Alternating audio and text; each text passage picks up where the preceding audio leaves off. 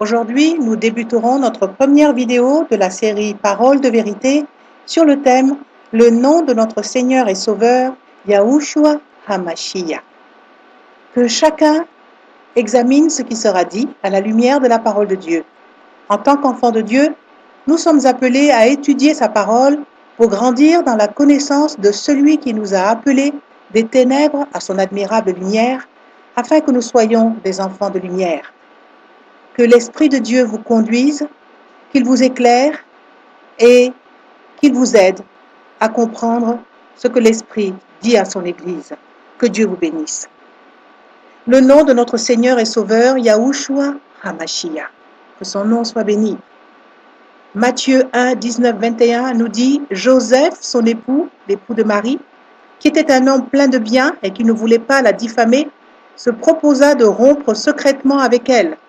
Et comme il y pensait, voici, un ange du Seigneur lui apparut en songe et dit « Joseph, fils de David, ne crains pas de prendre avec toi Marie, ta femme, car l'enfant qu'elle a conçu vient du Saint-Esprit. Elle enfantera un fils, et tu lui donneras le nom de Jésus.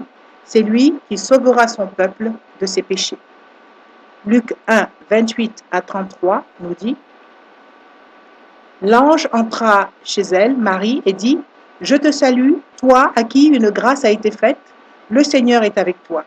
Et voici, tu deviendras enceinte et tu enfanteras un fils, et tu lui donneras le nom de Jésus. Il sera grand, il sera appelé Fils du Très-Haut. Et le Seigneur Dieu lui donnera le trône de David, son père. Il régnera sur la maison de Jacob éternellement, et son règne n'aura pas de fin. » Le nom de Jésus n'a pas été choisi par Joseph, son père nourricier, ni par Marie, sa mère. C'est un nom saint, reçu sur instruction divine, par messager céleste. Ce nom révèle les fonctions particulières que remplirait cet enfant. Le titre de Christ vient du grec Christos, qui veut dire « oint », traduit de l'araméen « Meshiha » et de l'hébreu « Mashiach ». Jésus était donc le nom personnel de notre Seigneur et Christ était son titre.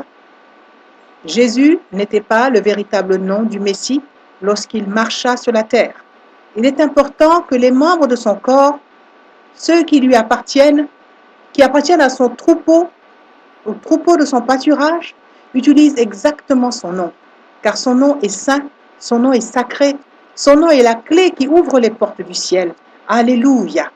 Nous honorons ton précieux nom, Yahushua HaMashiach, parce que la parole de Dieu nous dit, dans Actes 4, 12, qu'il n'y a pas de salut en aucun autre nom, car il n'y a sous le ciel aucun autre nom qui ait été donné parmi les hommes, par lequel nous devions être sauvés. Parce que aussi Dieu Elohim l'a souverainement élevé et lui a donné le nom qui est au-dessus de tout nom, afin qu'au nom de Yahushua, tout genou fléchisse dans les cieux et sur la terre et sous la terre, et que toute langue confesse que Yahushua et HaMashiach est Seigneur à la gloire de Dieu Elohim le Père, qu'il est devenu d'autant supérieur aux anges qu'il a hérité d'un nom plus excellent que le leur. Que, Éternel notre Dieu, que ton nom est magnifique sur toute la terre, nous dit Psaume 8, 1. Les véritables disciples du Seigneur et ceux qui désirent être sauvés invoquent le nom du véritable Yahushua HaMashiach. Et les Écritures nous montrent que c'est le nom qu'en tant qu'enfants de Dieu, nous devons invoquer. Ananias dit au Seigneur ressuscité, et il a des pouvoirs de la part des principaux sacrificateurs pour lier tous ceux qui invoquent ton nom. Dans Acte 9, 14. Il dit aussi, quiconque invoquera le nom du Seigneur sera sauvé. Dans Romains 10, 13. Et maintenant que tardes-tu, lève-toi, sois baptisé et lavé de tes péchés, en invoquant le nom du Seigneur. Acte 22, 16. À l'église de Elohim qui est à Corinthe, à ceux qui ont été sanctifiés en Yahushua HaMashiach, appelés à être saints, et à tous ceux qui invoquent en quelque lieu que ce soit le nom de notre Seigneur Yahushua HaMashiach est le nôtre. Leur Seigneur est le nôtre. Yahushua HaMashiach est le chemin, la vérité et la vie. Les substitutions de son nom sont des traductions qui cachent le désir de Satan de cacher le nom véritable de notre Seigneur.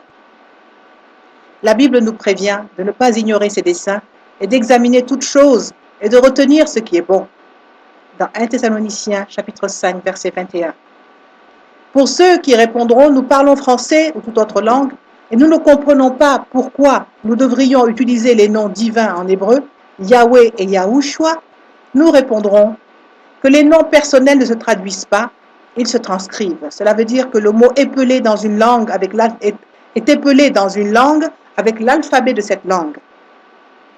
Par exemple, Daniel pourra se prononcer Daniela en Italie, mais ne sera pas traduit dans la langue locale. La prononciation sera respectée au maximum. Par exemple, le terme l'Éternel n'est pas a priori une traduction de Yahweh. C'est un remplacement directement obtenu lors de la traduction de la Bible. Le nom de Yahweh est cité près de 7000 fois dans la Bible et a été chaque fois remplacé par l'Éternel ou Dieu.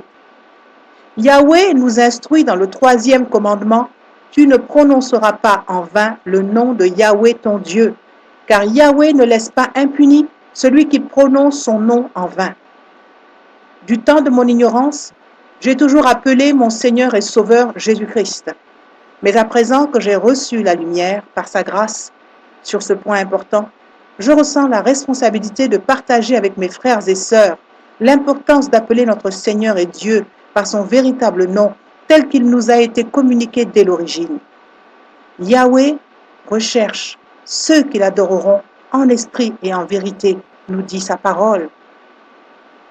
Donc substituer son nom ne relève pas de la vérité, mais du mensonge du diable. Si nous découvrons que les traductions Dieu et Jésus ne sont pas les véritables noms divins, pourquoi continuer dans l'erreur? Les Écritures également nous démontrent que même si nous ne parlons pas l'hébreu, nous devons appeler Yahweh et Yahushua par son nom véritable.